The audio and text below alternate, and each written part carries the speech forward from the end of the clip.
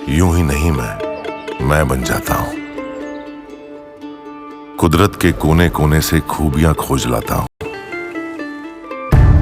गुणवत्ता की गहराइयों का गोताखोर हूं मैं। यूं ही नहीं मैं रजनीगंधा बन जाता हूं।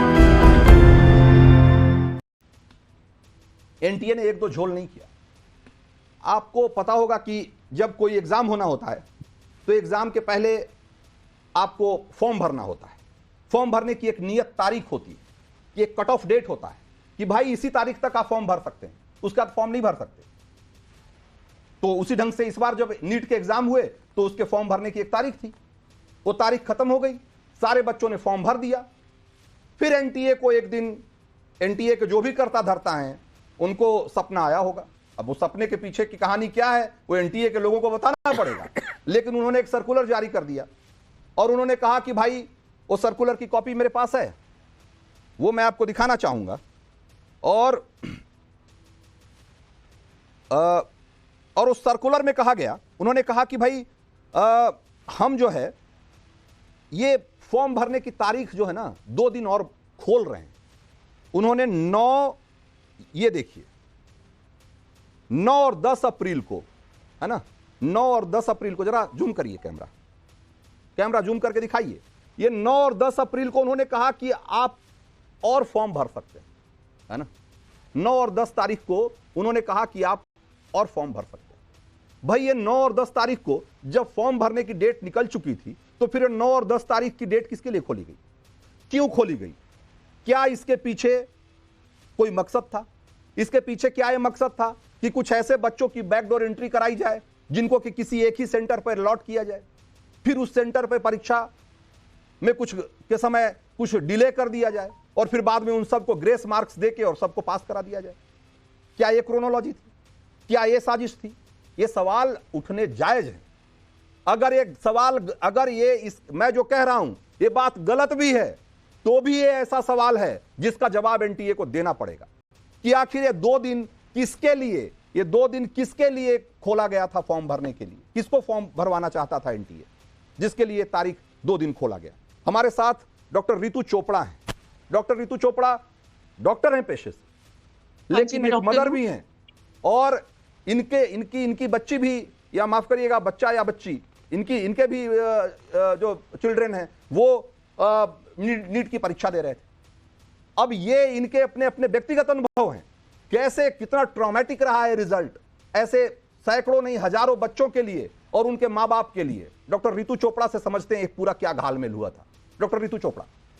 नमस्कार जी। मेरी बेटी 680 मार्क्स लाई और जैसे कि लास्ट ईयर से एक्सपेक्टेड था, चलो हमें लगा थोड़ा इन्फ्लेट होगा बट 2000 के पास आ जाएगी रैंक। उसकी रैंक आई है 88,861, 8861।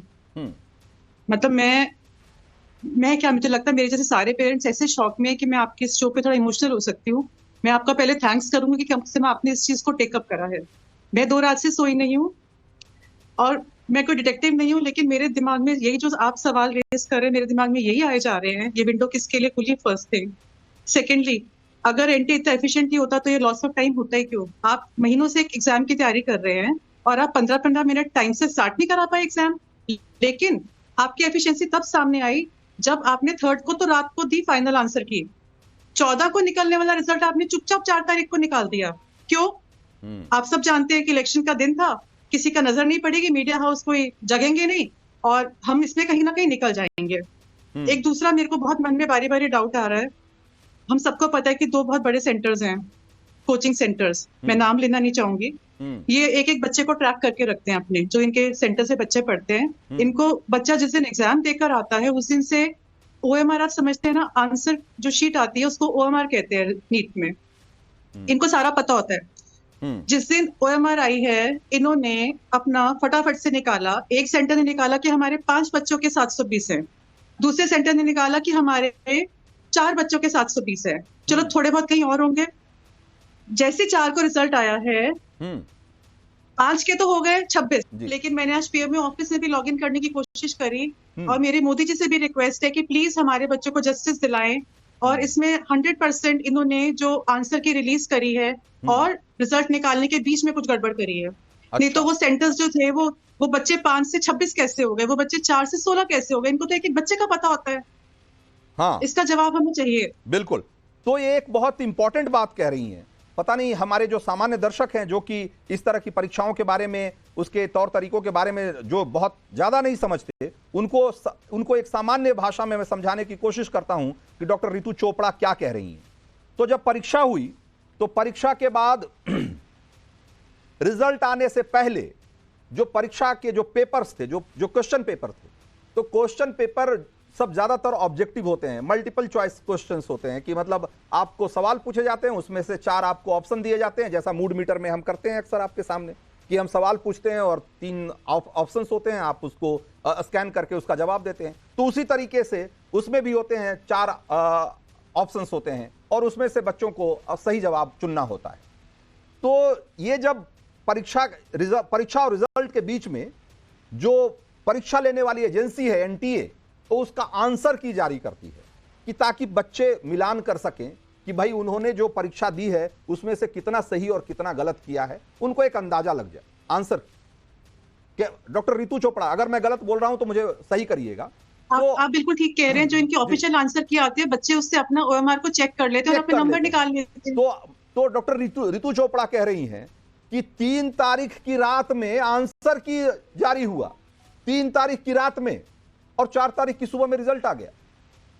भाई साहब, 27 लाख बच्चों का आंसर आपने रात भर में तैयार कर लिया और उनकी रैंकिंग भी तय कर दी। भाई कौन सा सुपर कंप्यूटर लगाकर एनटीए बैठा है?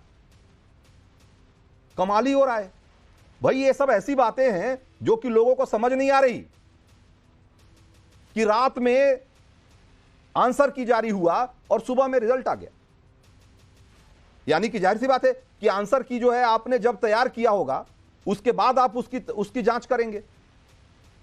जो प्रश्न पत्र आपने दिए हैं, जो आंसर शीट जो बच्चों ने जमा किया होगा, उसके बाद उसको आप उसकी जांच करेंगे। लेकिन आपने या तो पहले से करके रखा था, जो भी हो, लेकिन रात में आंसर की का आना और सुबह में रिजल्ट का आना, ये ऐसी बात है जो कि एक तो समझ में नहीं आ रही। लेकिन तारीख का झोल सिर्फ यही नहीं है, एक और बहुत बड़ा झोल है तारीख का, वो हम आपको अभी बताते हैं। लेकिन उससे पहले जरा एसडी सिंह के पास चलते हैं। एसडी सिंह सुप्रीम कोर्ट में वकील हैं, और नीट में जो एक गड़बड़ी हुई है परीक्षा की रिजल्ट में, उसको लेकर पीआईएल दाखिल कर रहे हैं। एसडी सिंह, ये एनटीए को लेकर पहले भी आरोप लगते रहे, आपके पास क्या जानकारी है कि एनटीए जिस तरीके से परीक्षाएं कंडक्ट करता रहा है, उसमें क्या क्या गड़बड़ियां आपको दिखी हैं अभी तक? देखिए, जो एजेंसी है, हाँ, ये स्टेट इंस्ट्रूमेंटेलिटी है under article 12 of the constitution of India, और डायरेक्टली इट इज फंक्शनिंग इनके मिनिस्ट्री ऑफ एजुकेशन और ministry of health, family and health welfare. तो ये अनगाइडेड रूल्स नहीं बना सकते। इनको जो भी करना होगा, इनको ट्रांसपेरेंसी मेंटेन करना है। जब अगर इनका कोई भी एक्शन, ये बड़ा सेटल ला है, सुप्रीम कोर्ट का एक कहना है, सीरीज ऑफ द डिस्टेंस है, 1-2 नहीं है, कि अगर स्टेट इंस्ट्रूमेंटेलिटी और स्टेट इटसेल्फ किसी कारणवश या कोई उनके एक्शन में आर्बिट्रेरीनेस है, इलीगलिटी है, ट्रांसपेरेंसी नहीं है, दैट विल बी वायलेटिव। वो आर्टिकल 14 का हनन होता है। आर्टिकल 14 हमारा फंडामेंटल राइट्स है, बिल्कुल, जिसमें बहुत क्लियरली लिखा गया है कि no discrimination by the state. अगर आपके एक्शन से, आपके एक्ट से कोई इस हमारे जिस राइट का हनन होता है, वायलेट होता है, तो हम हमेशा उस कोर्ट में जा सकते हैं। और इसमें सुप्रीम कोर्ट जाने का इसलिए औचित्य बनता है कि पैन इंडिया इसका इफेक्ट है, रेमिफिकेशन है। बिल्कुल। तो जिस आप कुछ कहना चाहते थे? जी, मैं ये कह रहा हूं कि जो आप कह रहे हैं, मैं उसको थोड़ा और सामान्य भाषा में बता देना चाहता हूं अपने दर्शकों को कि एसडी सिंह क्या कहना चाह रहे हैं। एसडी सिंह ये कह रहे हैं कि भाई अगर कोई परीक्षा एजेंसी जो कि इतने लाखों बच्चों का भविष्य तय करती है, वो अपने मन से जब मन में आए, जो मन में आए, नियम नहीं बना सकती। एनटीए ने यही किया। एनटीए ने क्या किया?